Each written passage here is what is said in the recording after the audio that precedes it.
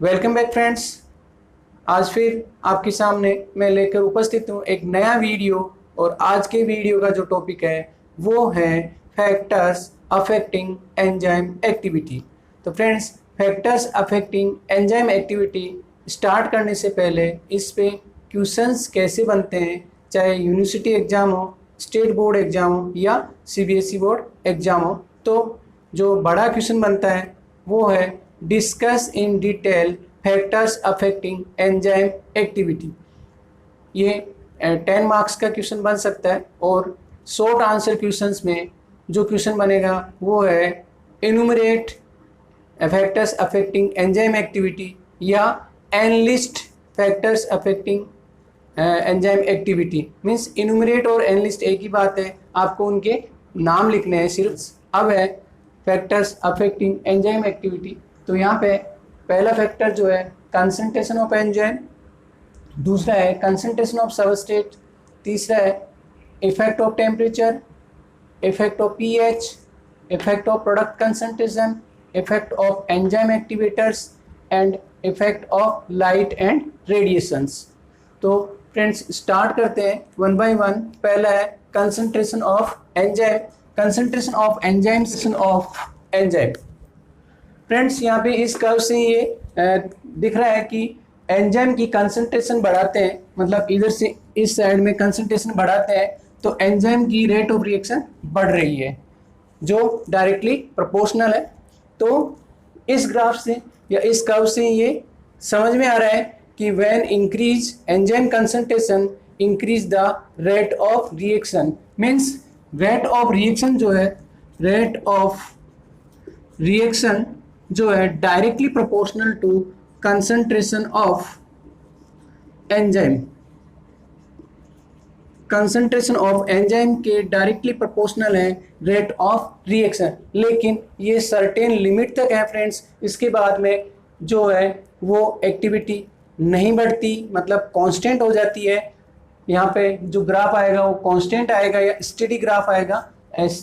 तो फ्रेंड्स ये ऐसे इसलिए होता है क्योंकि शुरू में जब एंजाइम की कंसंट्रेशन आप बढ़ाते हो तो एक वहाँ पे सबस्ट्रेट अवेलेबल होता है उस एंजाइम से रिएक्ट करने के लिए। जैसे ही आपने कंसंट्रेशन बढ़ाई वहाँ पे सबस्ट्रेट अवेलेबल है, जैसे ही कंसंट्रेशन बढ़ाई सबस्ट्रेट अवेलेबल है और ये एंजाइम सबस्ट्रेट कॉम्प्लेक्स बनाएंगे और एंजाइम सबस्ट्रेट कॉम्प्लेक्स आगे प्रोडक्ट बनाएगा। लेकिन जब आप इस लिमिट के बाद में कंसंट्रेशन ऑफ एंजाइम बढ़ाते हैं तो यहाँ पे अवेलेबल नहीं है, सबस्ट्रेट अवेलेबल नहीं है, जिसकी वजह से ये कोई एंजाइम सबस्ट्रेट कॉम्प्लेक्स नहीं बनेगा और यहाँ पे कोई प्रोडक्ट नहीं बन पाएगा।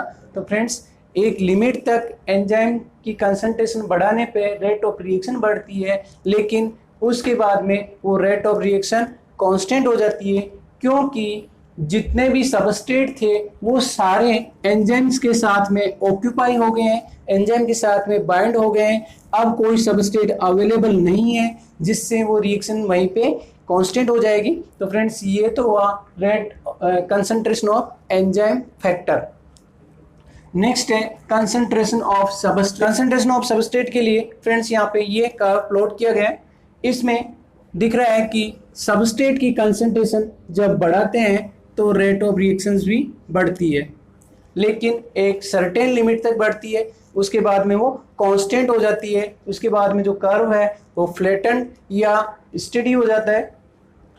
तो फ्रेंड्स इसमें क्या होता है, जब कंसंट्रेशन ऑफ सबस्ट्रेट बढ़ाएंगे तो सेम एंजाइम वाला ही फैक्टर यहाँ पे लागू होगा। इसमें क्या हुआ, जब यहाँ पे एंजाइम्स तो फिक्स हैं आपके सामने फ्रेंड्स, यहाँ पे एंजाइम 4 दिख रहे हैं आपको और यहाँ पे सबस्ट्रेट 3 दिख रहे हैं। तो एंजाइम सबस्ट्रेट कॉम्प्लेक्स बनेगा, प्रोडक्ट बनेगा। और यहाँ पे तो जब यहाँ पे एंजाइम अवेलेबल है तो सबस्ट्रेट बढ़ाएंगे तो एंजाइम सबस्ट्रेट कॉम्प्लेक्स और फिर प्रोडक्ट बनेगा, एंजाइम सबस्ट्रेट कॉम्प्लेक्स फिर प्रोडक्ट बनेगा, एंजाइम सबस्ट्रेट कॉम्प्लेक्स फिर प्रोडक्ट बनेगा। और यहाँ पे भी आपने सबस्ट्रेट की कंसंट्रेशन बढ़ाई है तो प्रोडक्ट भी बनेगा, मतलब रेट ऑफ रिएक्शंस भी इंक्रीज होगी। लेकिन एक लिमिट के बाद में अगर आप सबस्ट्रेट की कंसंट्रेशन बढ़ाते हो तो यहाँ पे जो जितने भी एंजाइम्स थे वो बाइंड हो चुके हैं सबस्ट्रेट के साथ में। यहाँ पे जो मैक्सिमम इफेक्ट आएगा, मैक्सिमम रिएक्शन होगी, रेट ऑफ रिएक्शन होगी, उसे बोलेंगे वी मैक्स। जहाँ पे मैक्सिमम रिएक्शन होगी या मैक्सिमम रिएक्शन की वेलोसिटी होगी उसे बोलेंगे वी मैक्स। तो फ्रेंड्स यहाँ पे मैक्सिमम वेलोसिटी इसके बाद में नहीं बढ़ पा रही है, तो मैक्सिमम वेलोसिटी जहाँ पे आया उसको यहाँ पे फ्रेंड्स यहाँ पे देखिए, यहाँ पे अगर कंसंट्रेशन ऑफ सबस्ट्रेट 1 ग्राम 2 ग्राम 3 ग्राम 4 ग्राम 5 ग्राम, तो यहाँ पे जो मैक्सिमम रेट ऑफ रिएक्शन है वो है 5 ग्राम सबस्ट्रेट पे मैक्सिमम आ रही है। अब ये इसको अपन मानते हैं एंजाइम ए। अब फ्रेंड्स एंजाइम ए यहाँ पे एक काइनेटिक्स देख लेते हैं, kinetics of enzyme means enzyme कैसे ऐड कर रहा है एंड के एम वैल्यू। यहाँ पे काइनेटिक्स ऑफ एंजाइम एंड के एम वैल्यू में देखते हैं, तो यहाँ पे एंजाइम ए जो ए है वो उसकी मैक्सिमम जो वी मैक्स है वो 5 ग्राम कंसंट्रेशन पे आ रही है। अब ऐसे ही कोई दूसरा एंजाइम लें और उस एंजाइम का ग्राफ प्लॉट करें, तो सपोज करो वो एंजाइम भी अपनी रिएक्शन यहीं से शुरू करता है और उसका जो वी मैक्स है वो यहाँ पे आता है, V max for enzyme B. तो दोनों का वी मैक्स अलग अलग आ रहा है। अब यहाँ पे इसकी केएम वैल्यू निकालते हैं, तो V max velocity of maximum velocity का हाफ जो होगा वो यहाँ पे होगा। फ्रेंड्स यहाँ पे 5 है तो 5 का हाफ क्या होगा यहाँ पे, तो जो एंजाइम ए है उसके लिए जो वी मैक्स होगा वो लगभग यहाँ पे होगा। एंजाइम ए के लिए हाफ वी मैक्स जो होगा वो यहाँ पे होगा, और इस हाफ वी मैक्स को और कुछ और भी बोल सकते हैं, वो है K M. Half V max को K M B rate of reaction, इसको हाफ वी मैक्स को के एम बी बोल सकते हैं। ये माइकलिस मेंटेन कांस्टेंट है। और फ्रेंड्स इस जो दूसरा जो एंजाइम लिया एंजाइम बी, इस एंजाइम बी का जो है हाफ वी मैक्स, फ्रेंड्स यहाँ पे मैक्सिमम जो है यहाँ पे आ रहा है 4 पे, तो वी मैक्स जो आ रहा है 4 पे, तो इसका हाफ वी मैक्स आएगा। इसको थोड़ा सीधा कर लेते हैं। इसका जो हाफ वी मैक्स आएगा दूसरे वाले का वो आएगा 2 के ऊपर, तो इसका जो के एम होगा वो होगा हाफ वी मैक्स। तो फ्रेंड्स ये के एम कैसे निकालते हैं? के एम निकालने के लिए एक एंजाइम सबस्ट्रेट, पहले एंजाइम और सबस्ट्रेट रिएक्ट करेंगे और एंजाइम सबस्ट्रेट कॉम्प्लेक्स बनाएंगे, और एंजाइम सबस्ट्रेट कॉम्प्लेक्स बनाने के बाद में प्रोडक्ट बनेगा। लेकिन यहाँ पे जो कॉम्प्लेक्स बना वो अनस्टेबल होगा, कॉम्प्लेक्स जो बना वो होगा अनस्टेबल होने की वजह से ये वापस से भी बैक रिएक्शन हो सकती है इसमें। तो K1 K2 K3, तो यहाँ पे Km जो माइकल्स मेंटेन कांस्टेंट है वो होगा K2 plus K3 upon K1। ये एक इक्वेशन हो गई है कांस्टेंट। यहाँ पे K1 K2 and K3 rate of reaction constant है। अब यहाँ एक इक्वेशन और लिखते हैं, V equals to V max concentration of substrate upon Km plus concentration of substrate. तो यहाँ पे फ्रेंड्स V है वो मेजर्ड वेलोसिटी है जो मेजर की हुई है, और यहाँ पे V मैक्स है वो मैक्सिमम वेलोसिटी है।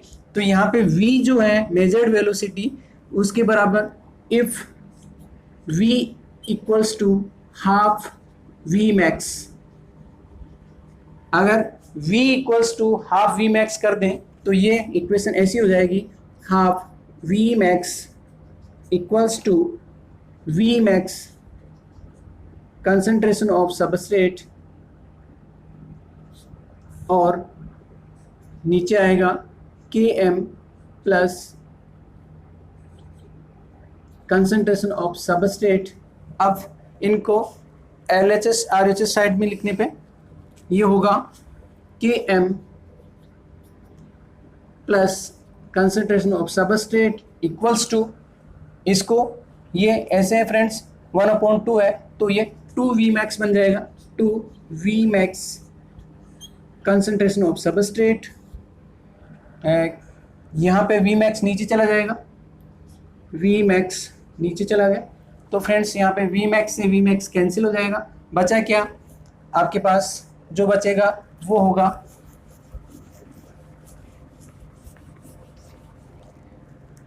K M plus concentration of substrate equals to concentration of substrate. अब यहाँ पे इसको के एम इक्वल्स टू, इसको इधर ले जाने पे 2s में से 1s माइनस हुआ तो 2s माइनस 1s, ये बच जाएगा आपके पास K M equals to concentration of substrate. Means concentration of substrate directly proportional होती है K M value. Concentration of substrate जितनी ज़्यादा होगी के एम वैल्यू उतनी ज़्यादा होगी, कंसंट्रेशन ऑफ सबस्ट्रेट जितनी कम होगी के एम वैल्यू उतनी ही कम होगी। तो फ्रेंड्स यहाँ पे के एम वैल्यू ये डिसाइड करती है कि उस सबस्ट्रेट की एंजाइम के साथ में एफिनिटी कैसी है। तो जिस एंजाइम की एफिनिटी ज़्यादा होगी वो कम सबस्ट्रेट के साथ में मैक्सिमम एक्टिविटी शो करेगा, और जिस एंजाइम की एफिनिटी कम होगी वो ज़्यादा सबस्ट्रेट के साथ में वी मैक्स प्रोड्यूस करेगा। तो इसको अपन लिख सकते हैं more K M value less affinity of enzyme,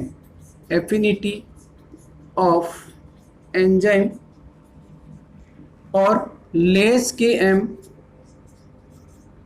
value more affinity of enzyme with substrate. तो यहाँ पे फ्रेंड्स देखें तो यहाँ पे पता लग रहा है कि जो सबस्ट्रेट है वो 2 ग्राम सबस्ट्रेट जिसकी केएम वैल्यू आ रही है वो है कम आ रही है, और जो दूसरा जो सबस्ट्रेट है उसकी 2.5 ग्राम सबस्ट्रेट की जो केएम वैल्यू आ रही है, एंजाइम ए है उसकी जो केएम वैल्यू है वो 2.5 है, एंजाइम बी है उसकी केएम वैल्यू है वो 2 है। तो जितनी ज़्यादा केएम वैल्यू उसकी एफिनिटी सबस्ट्रेट के साथ में उतनी ही कम, क्योंकि यहाँ पे 0.5 ग्राम ज़्यादा यूज हो रहा है। और ऐसे ही यहाँ पे देखा जाए तो दूसरा जो एंजाइम है एंजाइम बी उसकी केएम वैल्यू कम आ रही है, वो 2 ग्राम ही रिएक्ट कर रहा है एंजाइम के साथ में, और मैक्सिमम एक्टिविटी शो कर रहा है या मैक्सिमम वेलोसिटी शो कर रहा है। तो यहाँ पे ये बाइंड एफिनिटी शो करता है। तो फ्रेंड थर्ड फैक्टर है effect of temperature. Effect of temperature friends, जैसे जैसे टेम्परेचर बढ़ाते हैं रेट ऑफ रिएक्शन बढ़ती है, तो यहाँ पे velocity of reaction and temperature के बीच में एक ग्राफ प्लॉट करते हैं टेम्परेचर। तो यहाँ पे 10, 20, 30, 40, 50, 60, 70, यहाँ पे 10 से स्टार्ट किया है। तो जैसे जैसे टेम्परेचर बढ़ाते हैं रेट ऑफ रिएक्शन भी बढ़ती है या वेलोसिटी ऑफ रिएक्शंस भी बढ़ती है, लेकिन एक लिमिट तक बढ़ती है। एक टेम्परेचर पे वो मैक्सिमम हो जाती है, और जिस टेम्परेचर पे वो मैक्सिमम होती है उसे बोलते हैं ऑप्टिमम टेम्परेचर। तो यहाँ पे फ्रेंड्स एक्टिविटी बढ़ रही है, लेकिन उसके बाद में वो वापस से डाउन होना शुरू हो जाती है। तो यहाँ पे जो मैक्सिमम एक्टिविटी आई वो यहाँ पे आई, और यहाँ पे इसे बोलेंगे मैक्सिमम एक्टिविटी, और इस टेम्परेचर को बोलेंगे इस टेम्परेचर को बोलेंगे optimum optimum temperature. Optimum temperature के बिलो और अबव जो एक्टिविटी होती है वो कम होती है, और ऑप्टिमम टेम्परेचर पे मैक्सिमम एक्टिविटी होती है। फ्रेंड्स, यहाँ पे ऑप्टिमम टेम्परेचर पे मैक्सिमम एक्टिविटी इसलिए होती है क्योंकि जैसे जैसे टेम्परेचर बढ़ाते हैं एक्टिवेशन एनर्जी बढ़ती है, एंजाइम की एक्टिवेशन एनर्जी बढ़ती है। एक्टिवेशन एनर्जी बढ़ने से कोलिजन बढ़ता है एंजाइम और सबस्ट्रेट के बीच में। कोलिजन मतलब एंजाइम और सबस्ट्रेट के बीच में कांटेक्ट बढ़ता है या टकराहट बढ़ती है, जिससे ज़्यादा कांटेक्ट में आते हैं एंजाइम और सबस्ट्रेट और एक्टिविटी बढ़ जाती है। लेकिन जब ऑप्टिमम टेम्परेचर आता है तो उस टेम्परेचर पे जनरली एंजाइम्स का जो ऑप्टिमम टेम्परेचर होता है वो 35 टू 40 डिग्री सेंटीग्रेड होता है। 35 से 40 डिग्री सेंटीग्रेड के ऊपर अगर टेम्परेचर बढ़ाते हैं तो एंजाइम्स जो है वो है डीनेचर होना शुरू हो जाते हैं। डीनेचुरेशन होना शुरू हो जाता है मतलब डिग्रेडेड होना शुरू हो जाते हैं। उनकी जो प्रोटीन की स्ट्रक्चर है वो चेंज होना शुरू हो जाती है, जिससे वो एंजाइम, जैसे ये एंजाइम है, ये बाइंड होगा सबस्ट्रेट से और एंजाइम सबस्ट्रेट कॉम्प्लेक्स बनाएगा। लेकिन जब टेम्परेचर आपने अबव 40 कर दिया तो एंजाइम की जो शेप है वो कुछ चेंज हो जाएगी और वो सबस्ट्रेट से बाइंड तो होगा लेकिन परफेक्टली बाइंड नहीं होगा, जिससे उसकी एक्टिविटी डिक्रीज होती चली जाएगी और एंजाइम्स जो है 50 डिग्री पे डिग्रेडेड होना शुरू होते हैं और 70 डिग्री पे लगभग मोस्टली एंजाइम जो है वो डिस्ट्रॉय हो जाते हैं। कुछ एंजाइम्स जो होते हैं मोर देन 100 या 70 डिग्री सेंटीग्रेड पे भी अपनी एक्टिविटी शो करते हैं। तो फ्रेंड्स, टेम्परेचर बढ़ाने पे वेलोसिटी बढ़ती है लेकिन एक सर्टेन लिमिट तक बढ़ती है, उसके बाद में वेलोसिटी डिक्रीज होती है। अब है इफेक्ट ऑफ, चौथा जो है effect of pH. Effect of pH, effect of pH समझने के लिए अपन को वही कर्व बनाना पड़ेगा और इस कर्व में एक साइड में पीएच, यहाँ पे पीएच 1 2 3 4 5 6 7 8 9, यहाँ पे पीएच है इधर बढ़ रही है और वेलोसिटी ऑफ रिएक्शन जो है ऊपर की साइड में इंक्रीज हो रही है।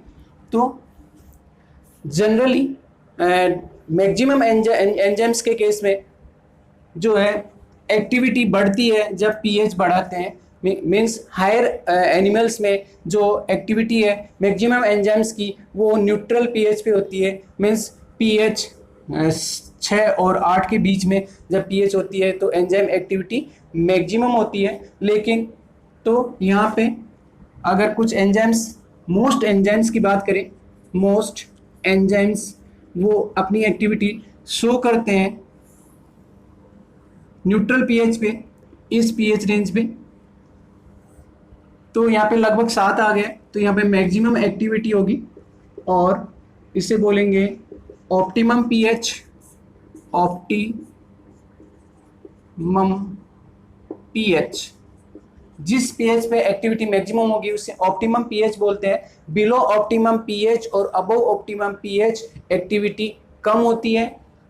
कुछ एक्सेप्शंस हैं जैसे पेप्सिन एंजाइम, उसकी एक्टिविटी जो है वो पीएच 1 और 2 के बीच में बढ़ती है और पीएच 3 और 4 के बीच में कम होती है और मोर देन 4 पीएच पे उसकी एक्टिविटी बहुत कम हो जाती है। तो यहाँ पे पेप्सिन जो एंजाइम है उसकी एक्टिविटी, पेप्सिन एंजाइम की जो एक्टिविटी है वो 1 और 2 के बीच में मैक्सिमम होती है। ऐसे यूरिएज एंजाइम की जो एक्टिविटी होती है वो 6.5 पे मैक्सिमम होती है। यहाँ पे इसकी एक्टिविटी जो है यूरिएज एंजाइम के लिए होगा, यूरिएज एंजाइम यहाँ पे मैक्सिमम एक्टिविटी होगी, एक्टिविटी। इसके बाद में एक एंजाइम और है और उस एंजाइम का नाम है ट्रिप्सिन। ट्रिप्सिन जो एंजाइम है उसकी एक्टिविटी 7.5 के लगभग मैक्सिमम होती है। तो ट्रिप्सिन एंजाइम जो है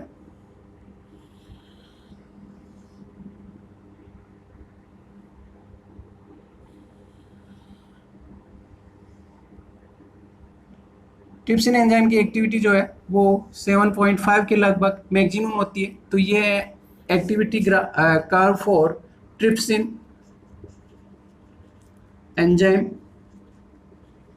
फ्रेंड्स, अपन ने देखा कि अलग अलग एंजाइम्स के लिए अलग अलग एक्टिविटी है। पेप्सिन एसिडिक पीएच पे काम करता है, यूरिएज जो एंजाइम है वो लगभग न्यूट्रल पीएच पे काम करता है, और ट्रिप्सिन एंजाइम भी लगभग न्यूट्रल पीएच पे काम करता है। तो ये फ्रेंड्स एक्टिविटी और पीएच एंड वेलोसिटी के बीच में काम हुआ। अब है इसके बाद में नेक्स्ट है concentration of product. Concentration of product किसी भी एंजाइमेटिक रिएक्शन में कंसंट्रेशन ऑफ प्रोडक्ट अगर बढ़ती है तो एंजाइमेटिक रिएक्शन जो है वो स्लो हो जाती है। मीन्स यहाँ पे कोई एक एंजाइम है, आपके पास ये एंजाइम है और ये सबस्ट्रेट है, एंजाइम सबस्ट्रेट कॉम्प्लेक्स बनेगा।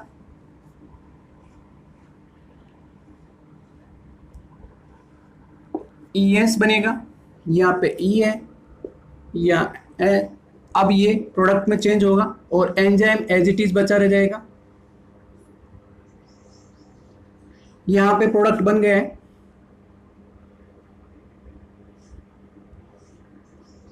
दूसरा प्रोडक्ट सपोज करो ये सबस्ट्रेट दो पार्ट्स में डिवाइड होता है।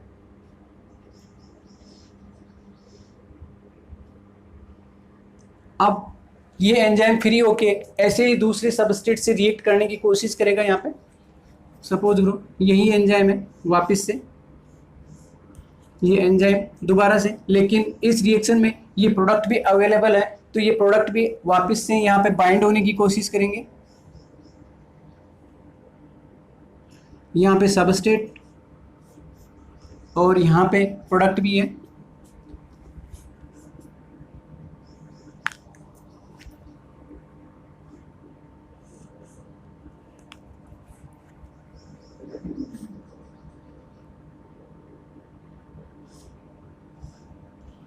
ये भी इससे कंपटीशन करेगा इसकी एक्टिव साइड से, और ये दोनों कंपटीशन करेंगे। इसलिए फ्रेंड्स जब प्रोडक्ट ये सबस्ट्रेट ये प्रोडक्ट ज़्यादा हो जाएगा तो एक एंजाइम के साथ में वो लूज कॉम्प्लेक्स बनाएगा और इससे एंजाइमेटिक एक्टिविटी जो है वो डिक्रीज हो जाएगी। इसके बाद में एंजाइम एक्टिवेटर्स।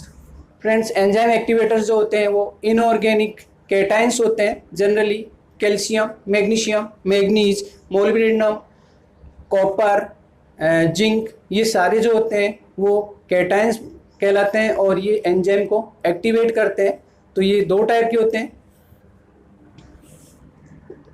पहला है metal enzyme activated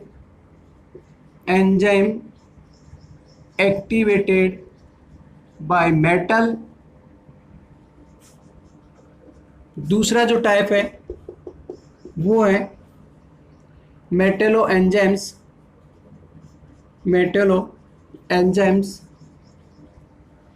enzyme activated by metals में जो कॉम्प्लेक्स बनता है वो एंजाइम्स मेटल एंड सबस्ट्रेट के बीच में बनता है, और इसमें जो है मेटल वो जो है रिप्लेस हो जाता है, मेटल रिप्लेस हो जाता है एंजाइम से सबस्ट्रेट से। तो यहाँ पे एंजाइम मेटल सबस्ट्रेट कॉम्प्लेक्स बनता है। यहाँ पे मेटल जो होती है वो सिर्फ कन्फर्मेशनल चेंज करती है एंजाइम के अंदर, लेकिन मेटलो एंजाइम्स जो है उसमें जो मेटल्स हैं वो metals are tightly bind with enzyme. इसमें मेटल्स जो है टाइटली बाइंड होती हैं, वो रिप्लेस नहीं होती हैं। तो ये दोनों में डिफरेंस है। मेटल एंजाइम्स जो है एंजाइम्स एक्टिवेटेड मेटल्स, उसके एग्जांपल्स हैं जैसे ATPase एंजाइम जो होता है वो एक्टिवेट होता है magnesium ions and calcium ions. Enolase जो होता है, इनोलेज एंजाइम जो है वो एक्टिवेट होता है मैग्नीशियम आयंस से। अब इनकी बात करें मेटलो एंजाइम्स में, जैसे aldehyde dehydrogenases enzyme, carboxypeptidase enzyme, aldolases enzyme, इनमें जिंक मेटल होता है। एल्डिहाइड डिहाइड्रोजनेज का aldolases enzyme, carboxypeptidase enzyme, carbonic anhydrase enzyme, इनमें जिंक मेटल होता है। फिनॉल ऑक्साइडेज एंजाइम जो होता है, फिनॉल ऑक्साइडेज एंजाइम, उसमें कॉपर होता है। ऐसे ही है दूसरे एग्जांपल, साइट्रोक्रोम ऑक्साइडेज एंजाइम में कॉपर एंड आयरन दोनों एक्टिवेट करते हैं उसको। तो फ्रेंड्स ये हो गए हैं इसके 6 फैक्टर्स। और लास्ट जो फैक्टर है वो है, लास्ट फैक्टर है लाइट एंड रेडिएशन।